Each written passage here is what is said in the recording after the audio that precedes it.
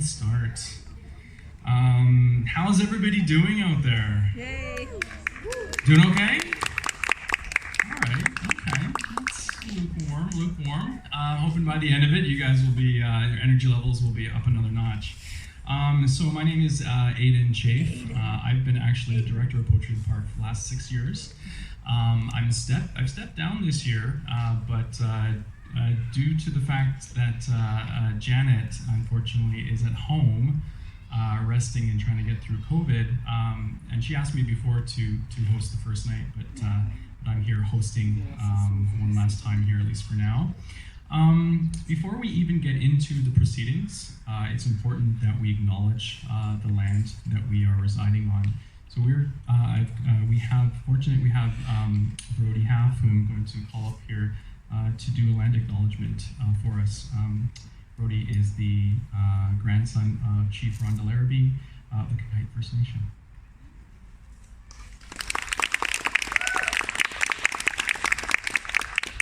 Osean, ladies and gentlemen, welcome. We're here today on behalf of my grandmother, Chief Rhonda Larrabee, and Kakite First Nation as a Kakite member to give a welcoming to the territory. If anyone doesn't know the history, if they haven't heard it before, Kakite along the river was a village. It was a gathering place for Coast Salish people up the Stalo, the Fraser River, and all along the coast as far down to Seattle to Bella Bella. People would come here to the mouth of the Stalo to trade, to gather, and it was a really important spot for our people. And my family are from here.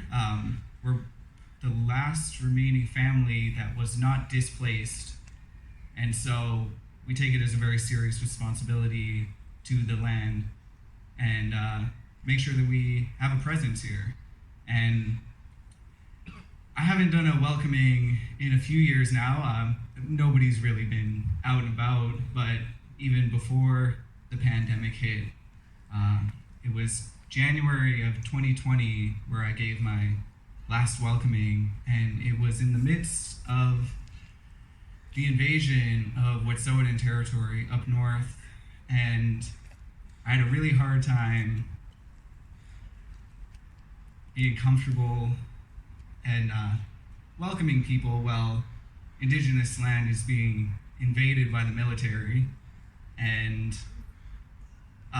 you may not know here, Kakite is the only federally registered Indian band that does not have a land base, which means we have no reservation, we have no land. We have been fighting the government for decades now to little response from them. They've been taking their time, and without having a land base, it's a bit of a conflict. I feel like I'm welcoming you, but I'm also a visitor because I can't afford to live here. I have to live closer to where I can work, which is in Vancouver. Hopefully I'll be moving back soon, but even when I do, I'll have to be paying someone to live here. And so I've been having a real hard time wrestling with these welcomings, but my good friend Stephen O'Shea asked me to be here and give a welcoming, and my grandmother couldn't make it, and so